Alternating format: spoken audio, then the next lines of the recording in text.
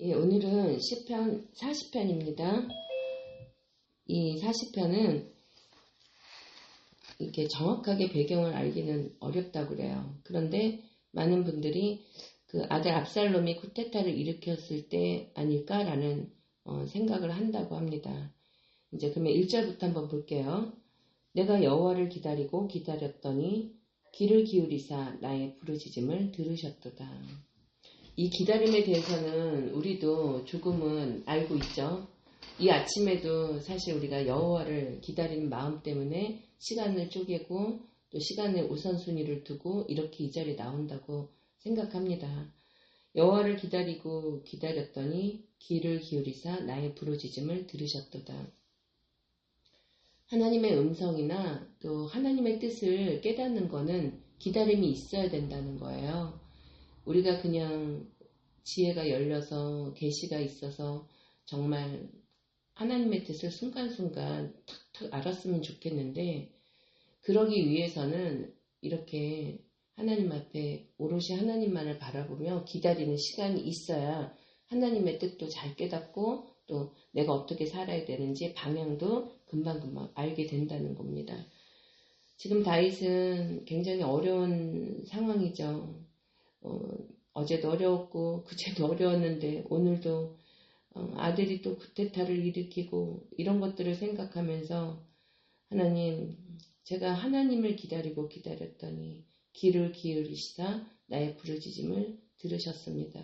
우리 그 에레미야 33장 3절 말씀에 부르짖으라 내가 내게 응답하겠고 내가 알지 못하는 크고 비밀한 일을 내게 보이리라. 너무 유명한 말씀이죠. 그 말씀에서 보면은 여기랑 마찬가지로 부르짖음에 대해서 얘기하고 있어요. 그러면 하나님이 우리한테 우리는 알지 못하지만 크고 비밀한 일을 보이겠다고 약속을 하세요. 부르짖음이 참 중요하다는 겁니다. 우리가 그냥 속으로 생각하고 물론 우리가 이렇게 읊조려도 하나님이 다 아시지만 부르짖을 때 하나님의 음성을 들을 수 있고 뜻을 깨달아 또 하나님이 이끄시는 것을 경험할 수 있다는 거예요. 2절에 볼게요. 나를 기가 막힐 웅덩이와 수렁에서 끌어올리고 내 발을 반석 위에 두사 내 걸음을 견고하게 하셨도다. 여기서 웅덩이와 수렁이라는 건 빠져보신 분들은 별로 없으실 것 같은데 사실 이게 사전적인 의미로도 그렇고 우리가 뭐 영화를 보거나 이럴 때 알 수 있지만 한번 빠지면 혼자서 나오기는 참 어려운 곳이에요.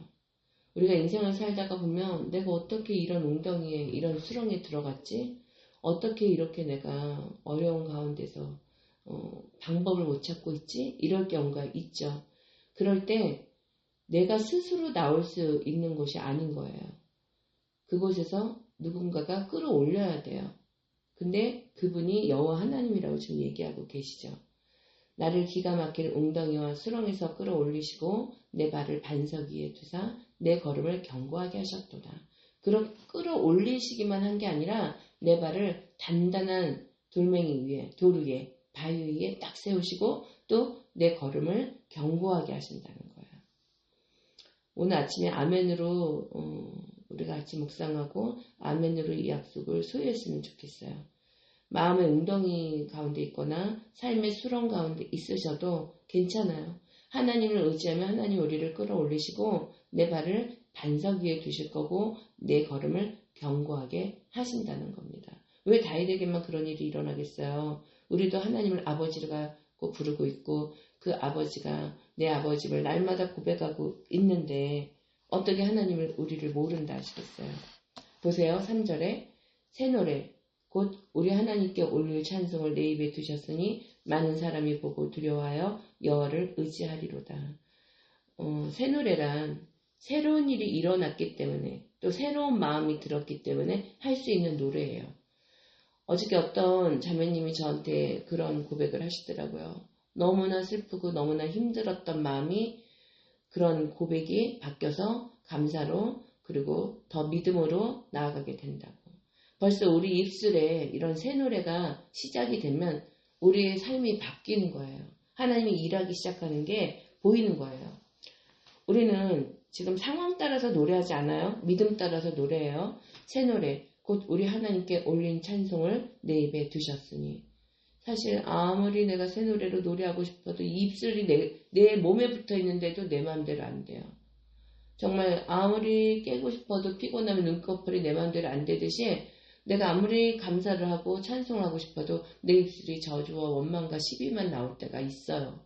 그런데 내가 어느 날 기도하는 가운데 여호와를 기다리고 또 하나님이 나를 수렁에서 건지실 거를 믿고 또 내가 견고하게 걸어갈 거라는 그런 생각을 하면서 하나님 앞에 나가다 보니까 새 노래가 나오는 거예요.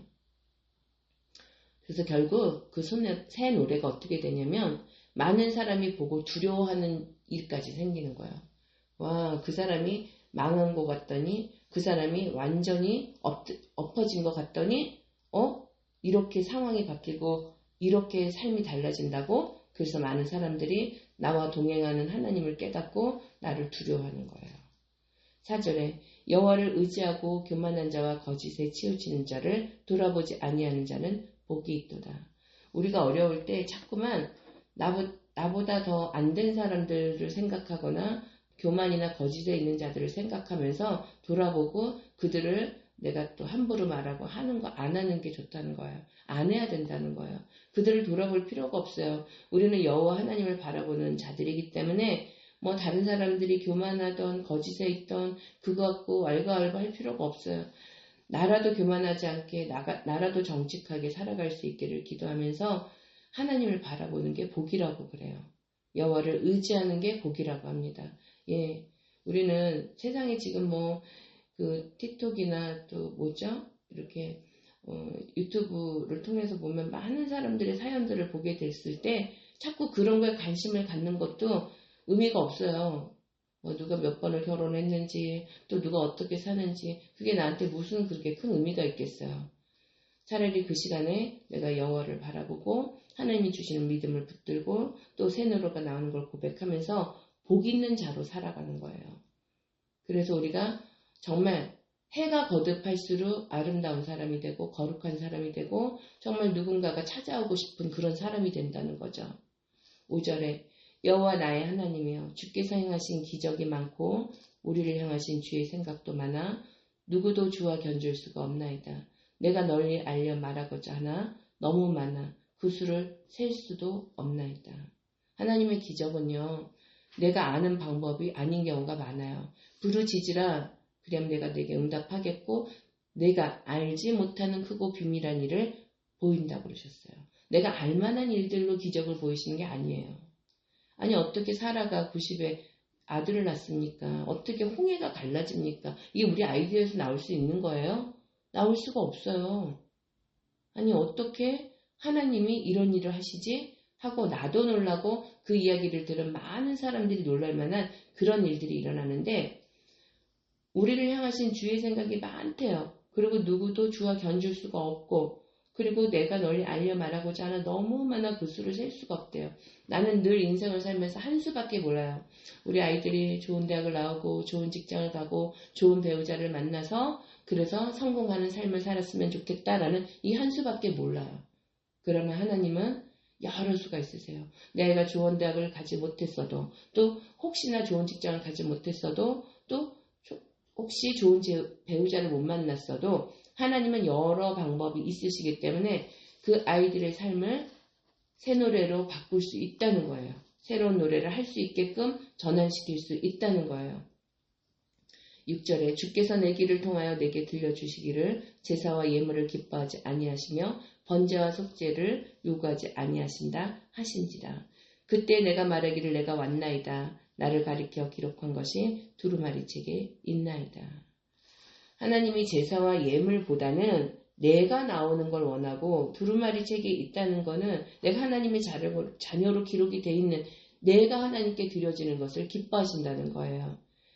또 이런 구절 보고 어떤 분은 예물과 제사, 번제, 속죄 이거 하나님이 안 좋아하시니까 그냥 교회 가서 예배나 드리면 되지.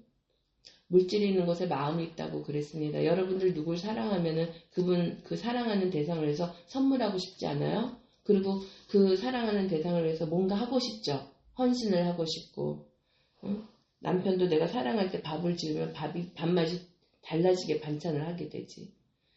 하나님 앞에 나가는 것은 내가 중심을 드려야 되는 거, 나를 드리는 거기 때문에 사실 그 안에 물질도 들어가요. 그런데 마음이 없고 내가 없는 물질은 받지 않으신다는 거예요. 그래서 여러분들이 저 포함해서 하나님께 드려질 때 정말로 어떤 계산에 의해서 내가 11조를 하나님과 나를 책임질 거야. 물론 11조 하시는 분들은 하나님 책임지시죠. 우리도 알죠. 11조를 했더니 하나님 나를 책임지시는구나. 내 삶 가운데 하나님이 이렇게 재정에 풀어짐을 허락하셨구나. 그런 간증이 있을 수 있지만 그렇다고 헌금만 해갖고는 안 되는 거예요. 내 마음이, 내 자신이 하나님께 드려져야 된다는 거죠. 8절에 나의 하나님이여 내가 주의 뜻 행하기를 즐기오니 주의 법이 나의 심중에 있나이다 하였나이다. 이렇게 말씀을 전해도요. 우리가 이 자리에 나와서 들을 기가 있어서 듣는다는 건 그래도 하나님을 사랑하고 말씀을 지키고 행하고 싶은 마음이 우리 안에 있는 거예요. 이게 사실 우리 안에 일어난 가장 놀라운 기적 중에 하나예요.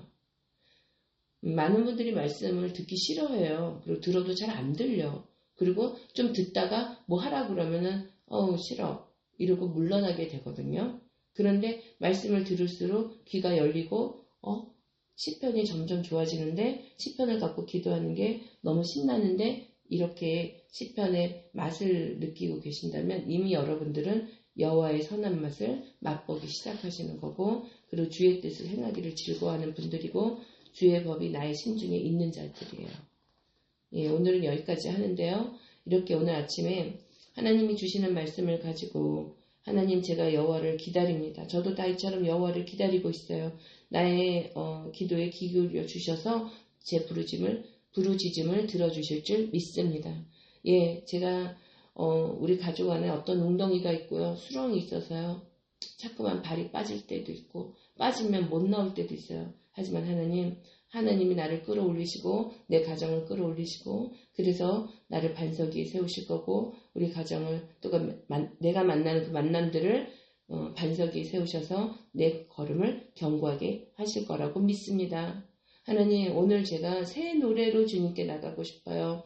이 새 노래로 내 생각이 바뀐 노래로 또 내 상황이 바뀐 것을 감사함으로 하나님 새 노래로 하나님께 나가기를 원합니다. 그래서 많은 사람들이 야, 저 사람은 하나님의 사람이구나 하고 두려워할 수 있는 그 모습을 갖고 싶습니다. 하나님 오늘 말씀에 있는 이 새 노래가 내 입술에 있게 해주세요. 하나님 교만한 자나 거짓에 치우친 자들을 같이 비판하면서 닮아가는 그런 삶은 이제 끊어내겠습니다. 돌아보지 않겠어요. 저는 여호와를 의지하고 복을 받겠어요.